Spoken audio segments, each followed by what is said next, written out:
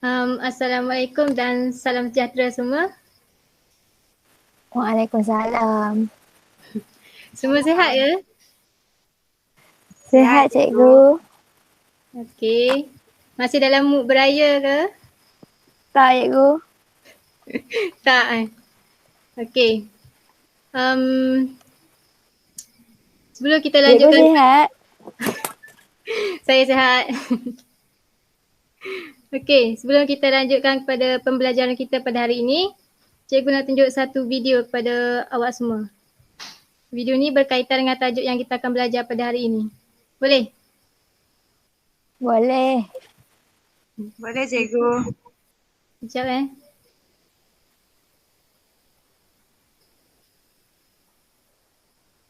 Nampak tak? Nampak cikgu. Kita boleh buat dengan duit. Kita boleh Belum. makan. Kenapa saya tak nampak? Tak nampak? Duit. Macam-macam benda kita boleh buat dengan duit. Kita boleh beli barang, makan-makan, simpan dan lain-lain. Tapi tahukah anda, duit ni boleh berkembang? Kenapa?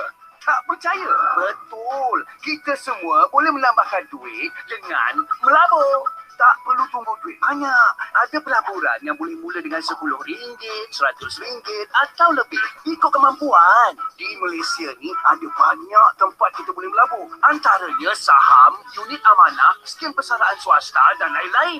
Tapi kena ingat, melabur ni bukan main campak duit je. Kita kena belajar selok-belok dulu. Dapatkan maklumat terperinci sebelum melabur. Dan yang paling penting, pastikan pelaburan tu diluluskan dan ditawarkan oleh syarikat yang dilesenkan pihak berkuasa. Mulakan pelaburan anda hari ini demi masa depan diri dan keluarga. Lagu ni lah pelabur bijak. Nampak kan video? Nampak Nampak cikgu? cikgu. Okey, berdasarkan video yang awak tengok, agak-agak apa tajuk yang kita akan belajar pada hari ini? Pelaburan. Pelaburan? Okey. Betul ke pelaburan? Betul cikgu. Okey. Okey, tajuk yang akan kita belajar pada hari ini ialah sekejap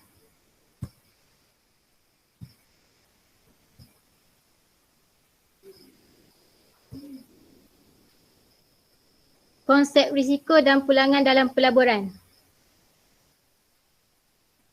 Kalau kita melabur ni ada risiko tak? Ada. Contoh risiko dia?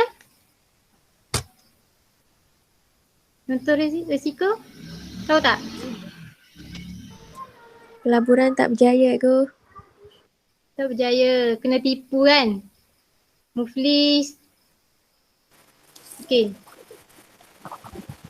Kita tengok masuk pelaburan.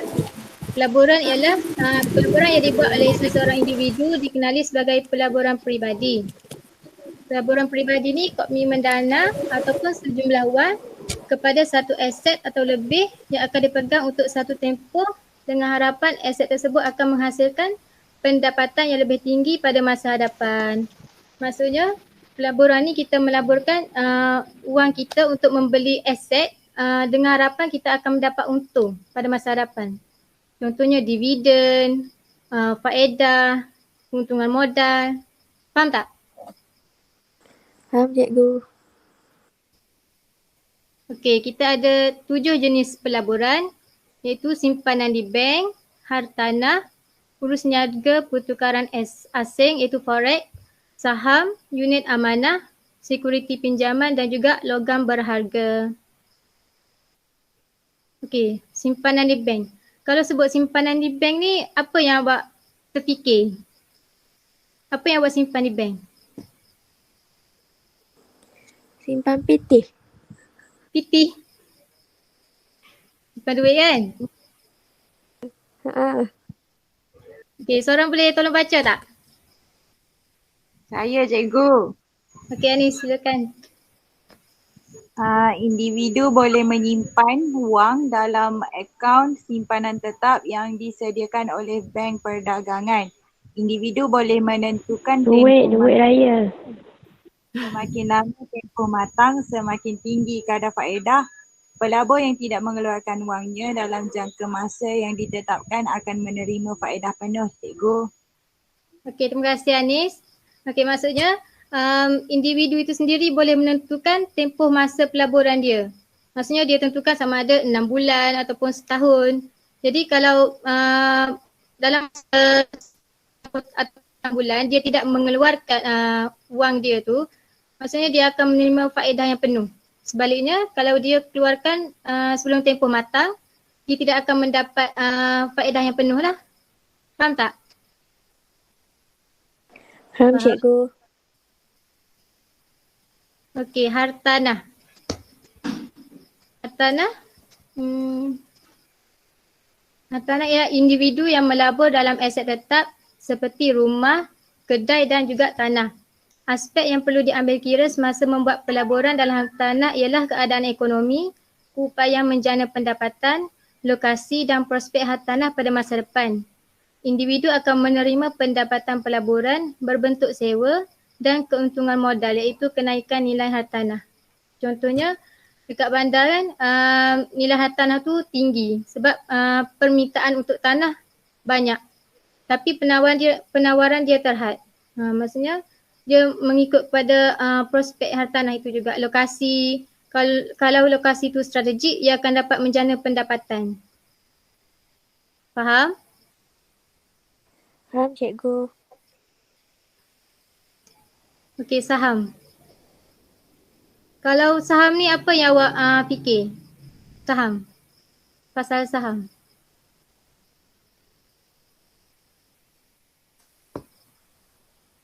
Tahu tak? Amanah saham nasional. Amanah saham nasional. Saham ni bukannya skim cepat kaya, bukannya MLM dan juga bukan judi, okey. Saham ni ialah sekuriti kewangan yang mewakili sebahagian pemilikan sebuah syarikat. Okey, syarikat ni menerbitkan saham untuk mengumpulkan modal. Maksudnya individu yang membeli saham menyumbangkan dana kepada syarikat dan sebagai balasan, syarikat menawarkan sebahagian hak pemilikan syarikat kepada pelabur dengan syarat tertentu. Individu yang melabur dalam saham ni akan menerima pendapatan pelaburan berbentuk dividen dan keuntungan modal iaitu kenaikan nilai saham. Saham ni maksudnya saham ni dia hak milik suatu pegangan syarikat yang berbentuk equity. Maksudnya kalau kita melabur dalam syarikat tersebut, secara automatik kita akan menjadi salah seorang pemegang syarikat tersebut. Saham tu bergantung pada sikit atau banyak nilai wang yang kita laburkan pada syarikat tersebut. Faham tak? Faham cikgu. Okey, seorang tolong baca unit amanah.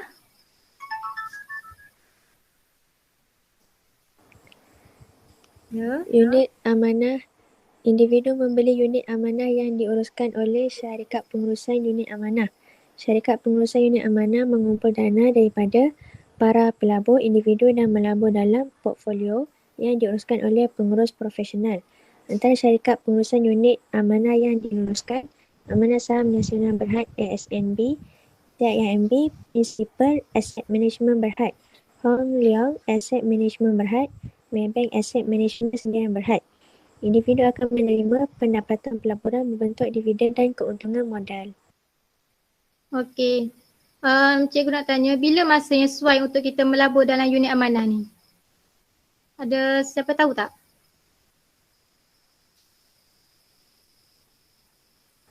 Tak Tahu tak? tahu cikgu. Tak tahu? Tak tahu Okey. Masa yang sesuai untuk kita melabur dalam unit amanah ni, masa harga dia rendah. Contohnya macam sekarang kan kita ada kita pandemik COVID-19. Jadi berlaku penurunan harga pasaran saham. Harga dia rendah, jadi pelabur ni mengambil peluang untuk melabur dalam unit amanah dan akan menjualnya bila nilai dia tinggi.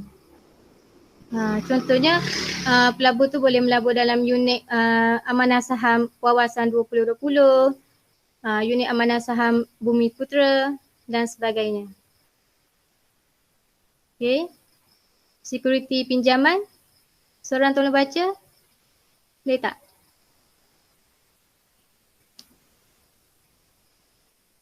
Saya cikgu. Okay. Security pinjaman terdiri daripada bond dan dibentuk yang Debenture. dikeluar Debenture yang dikeluarkan oleh syarikat atau kerajaan. Contoh, bond yang diterbitkan kerajaan, sekuriti kerajaan Malaysia, sekuriti jangka panjang dengan tempoh matang lebih daripada 1 tahun, bil perbendaharaan Malaysia, sekuriti jangka panjang dengan tempoh matang kurang setahun, terbitan pelaburan kerajaan dan bil perbendaharaan Islam Malaysia, sekuriti tanpa faedah jangka panjang dan jangka pendek berlandaskan syariah. Pemegang sekuriti pinjaman, pemberi pinjaman, penerbit pinjaman, peminjam. Individu akan menerima pendapatan pelaburan berbentuk faedah dan mendapat semula jumlah pokok pinjaman pada tarikh matang sekuriti. Okey, terima kasih Nasha. Awak pernah dengar tak perkataan bond? Pernah tak? Pernah cikgu. Kat mana tu? Bom yang meletup tu ke? Tidak. Bukan kan? Yang tu bom. Yang ni bond. Okey, untuk bond ni awak boleh tengok dekat muka surat 189. Maksud dia, bond ni adalah sekuriti kewangan yang diterbitkan oleh kerajaan dan syarikat swasta dengan membuat bayaran faedah sepanjang tempoh pinjaman dan akan memulangkan semula prinsipal yang dipinjam pada tempoh matang. Bond ni diterbitkan oleh syarikat, kerajaan dan juga swasta. Kalau debenture ni, sekuriti pinjaman tanpa disandarkan oleh aset fizikal ataupun cagaran. Pinjaman ini akan dibayar pada suatu tarikh yang ditetapkan dan pada kadar faedah yang telah ditetapkan. Individu yang melabur dalam sekuriti pinjaman ni dia akan menerima pendapatan berbentuk faedah dan juga mendapat semula jumlah pokok pinjaman pada tarikh matang sekuriti. Logam. Okey, logam berharga ni individu membeli jongkong emas, perak dan platina sebagai aset pelaburan. Nilai logam bergantung kepada ketulinan logam dan keadaan pasaran. Pelabur akan menerima keuntungan modal iaitu kenaikan logam tersebut. Awak orang perempuan kan, minat emas tak? Suka emas tak? Minat Suka pakai cikgu. emas tak? Minat. Suka cikgu. Suka emas kan? Awak pernah dengar tak mak awak ke? Awak pernah dengar tak mak awak ke ataupun makcik-makcik kampung dia cakap, oh hari ni nilai emas RM6 segram. Minggu lepas RM4 segram. Pernah dengar tak? Pernah cikgu. Pernah cikgu. Pernah cikgu. Okey, apa maksud dia tu? Maksudnya harga dia tak menentu. Dia tak menentu. Maksudnya logam ni dia ada nilai dia yang tersendiri. Maksudnya kalau mungkin hari ni harga dia lain, nanti bulan depan harga dia lain. Macam tu. Emas ni awak boleh guna untuk masa tertentu. Maksudnya kalau awak beli emas, contohnya ada kecemasan, awak boleh gadai emas tu. Boleh guna untuk kecemasan lah. Faham tak? Faham cikgu. Faham cikgu. Beli emas. Okey, urus niaga Harga murah.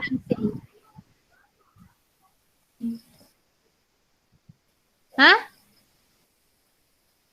Apa dia Anis? Beli emas tu waktu harga dia murah. Betul. Beli masa harga dia murah. Nanti kalau nak Kita boleh jual masa nanti harga dia mahal baru. betul Anis, betul. Bagus. Okey, urus niaga pertukaran asing, forex. Siapa boleh baca?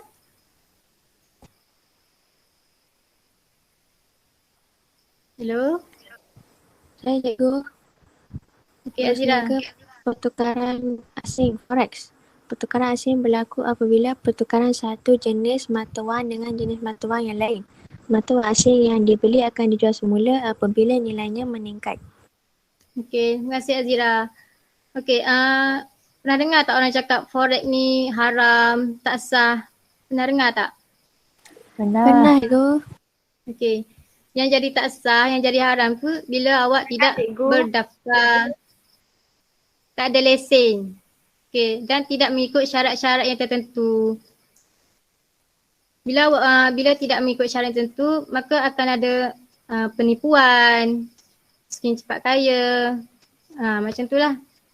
Jadi kalau mata wang forex ni, mata wang asing yang dibeli akan dijual semula apabila nilainya meningkat. Contohnya awak beli nilai wang dolar dan ditukarkan kepada nilai ringgit Malaysia, dan apabila nilai dia meningkat awak akan jual pula.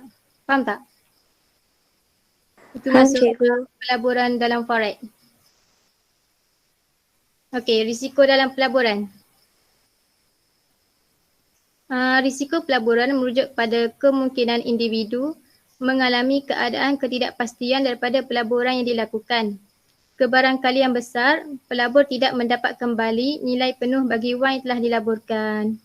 Maksudnya macam kita cakap tadi, dalam pelaburan ni ia ada risiko kan? Muflis, rugi. Maksudnya kalau kita melabur, tak semestinya kita akan dapat apa yang kita telah laburkan. Maksudnya. Kalau jenis pelaburan ni risiko saham, risiko dia tinggi sebab ia terdedah kepada turun naik harga saham yang bergantung kepada pelbagai faktor ekonomi. Contohnya keadaan ekonomi. Kalau unit amanah, risiko dia rendah sebab pelabur ni berkongsi risiko dengan pelabur yang lain. Simpanan tetap, risiko dia bebas sebab sijil deposit dilindungi oleh Perbadanan Insurans Deposit Malaysia sehingga 2,500 250,000 sehingga sekiranya sesebuah bank perdagangan menjadi muflis. Okey, ini security kerajaan. Dia juga sama dengan simpanan tetap, bebas risiko sebab semua security kerajaan dijamin oleh kerajaan. Kerajaan dapat membayar balik hutang dengan menaikkan cukai atau menerbitkan mata wang untuk membayar hutang tersebut. Urus niaga pertukaran asing, risiko dia tinggi sebab ia bergantung pada nilai turun naik kadar pertukaran asing di pasaran pertukaran. Akhir sekali ialah hartanah. Risiko dia rendah sebab pelaburan individu memiliki aset fizikal. Okey, seorang boleh baca tak pelangan pelaburan?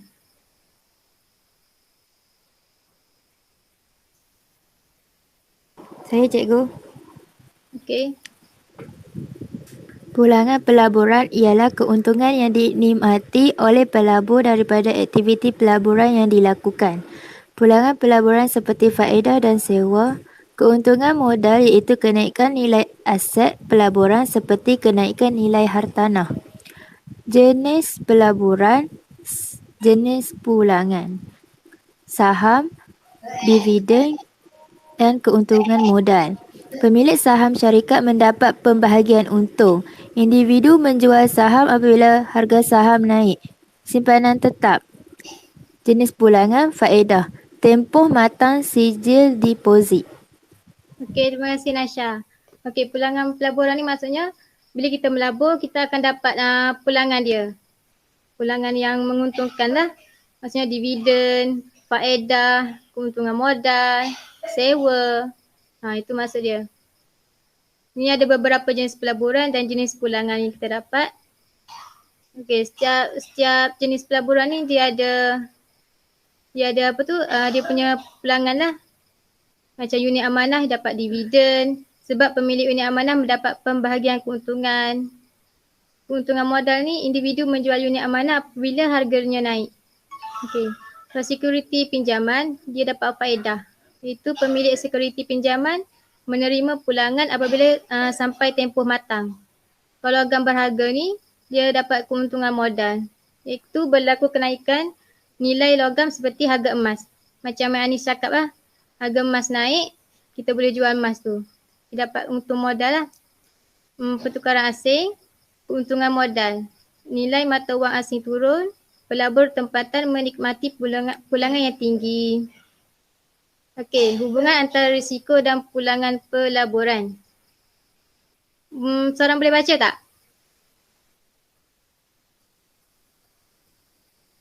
Ya. Saya cikgu. Saya cikgu. Okey, Saya cikgu. okey, siapa je? Anis lah. Anis? Nasha, Anis? Nasha. Okey. Hubungan antara risiko dan pulangan pelaburan. Risiko pelaburan dan pulangan pelaburan mempunyai hubungan positif. Semakin tinggi risiko sesuatu pelaburan, semakin tinggi pulangan pelaburan. Contohnya, pelaburan dalam hartanah berisiko rendah berbanding pelaburan dalam saham syarikat.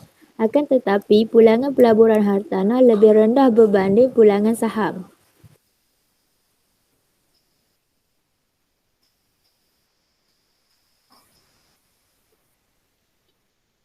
Okey. Terima kasih Nasha. Okey, maksudnya hubungan antara risiko dan pulangan pelaburan adalah positif. Semakin tinggi risiko satu pelaburan, semakin tinggi pulangan pelaburan. Maksudnya saham risiko dia tinggi. Maksudnya dia akan dapat pulangan yang lebih tinggi. Kalau hartanah risiko dia rendah, maka dia akan dapat pulangan yang rendah. Yang hubungan dia positif maksudnya. Faham? Faham, cikgu. Okey. Kita pergi kepada latihan. Ini kumpulan, ada 2 kumpulan. Okey. Siapa yang nak jawab soalan 1? Senang je ni.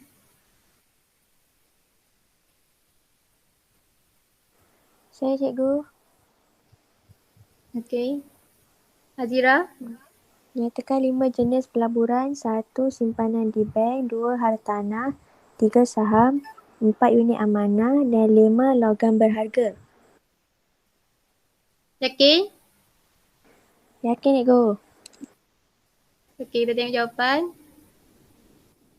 Okey. Betul Azira. Okey, Pandai, soalan yang kedua. Soalan yang kedua. Saya cikgu. Okey. Siapa tu? Anis. Okey, Anis. Jawab. Jelaskan hubungan antara risiko dan pulangan dalam pelaburan.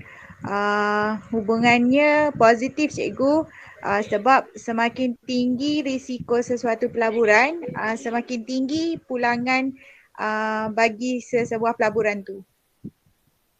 Okey. Okey, betul Anis. Maksudnya macam contoh yang kita bagi tadi, saham risiko dia tinggi, maksudnya dia akan dapat pelaburan yang tinggi. Hartanah risiko dia rendah, dia akan dapat pelaburan yang dia akan dapat pulangan pelaburan yang rendah. Yang sikit lah. Okey, soalan terakhir. Okey. Siapa nak jawab? Saya. Okey, Nasha. Saham pulangan dia tinggi, hartanah risiko rendah, sekuriti kerajaan pulangan rendah. Okey, kita tengok jawapan dia. Okey, betul. Okey, sebelum kita mengakhiri kelas kita pada hari ini, cikgu nak dengar rumusan daripada salah seorang daripada awak. Boleh tak? Boleh? Boleh, cikgu. Okey, Azira. Hari ni belajar pasal jenis-jenis pelaburan. Lepas tu kalau nak beli emas tu, beli masa harga dia murah, cikgu. Okey. Kita jual pada harga? Masa harga Jual tinggi? pada harga tinggi. Okey, sebelum tu cikgu akan bagi soalan untuk awak buat di rumah dekat grup WhatsApp. Nanti cikgu send dekat grup WhatsApp soalan dia, soalan yang awak kena buat dekat rumah. Boleh? Boleh, Boleh. cikgu. Okey. Terima kasih. Terima kasih cikgu. Sama-sama. Bye, cikgu. Bye. Cikgu, baik. Bye. Jaga diri cikgu. Bye cikgu. Selamat Hari Raya cikgu. Selamat Hari Raya.